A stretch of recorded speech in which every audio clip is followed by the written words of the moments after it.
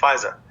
You have to demonstrate to the public that the FISA system was abused to spy on all these political campaigns and to spy on individual people like Carter Page and Papadopoulos and Manafort and Flynn. You have to make the case to the public that there is corruption that needs to be dealt with. And although a lot of us we want the big targets. We want Clapper, Brennan, Comey, we want Obama and Hillary to be arrested. The DOJ has a process, and the process is to lay the foundation, which is FISA. Lay that down. FISA abuse is going to be exposed. And then they're going to build on that. They'll go into other crimes. And there's the crimes are numerous. There's everything from the unmasking of the names of the people that they were surveilling and putting that in the presidential daily brief. The presidential daily brief goes out to a lot of Obama staffers, and then it gets leaked to the media.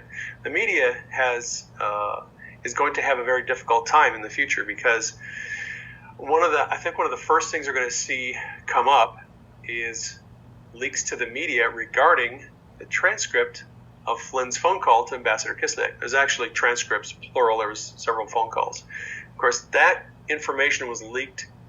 We believe, Sidney Powell said that was leaked by James Baker, Department of Defense Office of Net Assessment. He leaked it probably to David Ignatius of the Washington Post.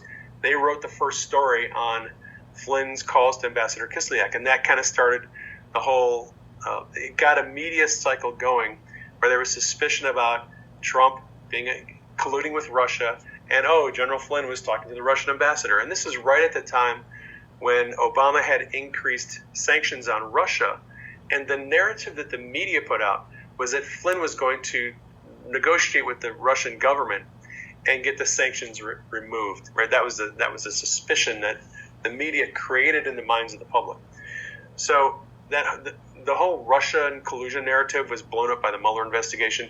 This is going to, I think, further deconstruct that narrative by the mainstream media of Russian collusion. And then they're just going to keep building more and more. I think eventually, when you listen to people like John Brennan and James Clapper talk about how this whole thing was put together, Clapper said, well, we did the intelligence community assessment because Obama told us to. They're all fingering Obama. It's all going to, they all have culpability, but they're all ultimately going to point the finger of blame at Obama. And Obama is going to go down. He'll be arrested. He'll be charged. He was the one who gave the orders. They all knowingly participated in this. They all knowingly weaponized the intelligence agencies.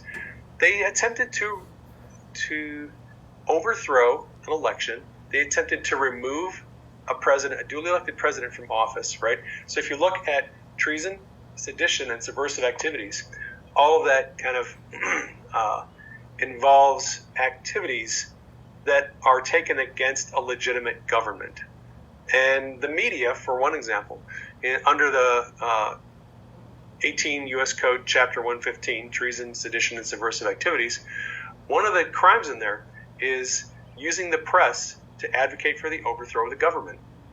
And I think a lot of these people in the media are going to end up being charged with felonies for knowingly publishing false information with the intent of overthrowing the government.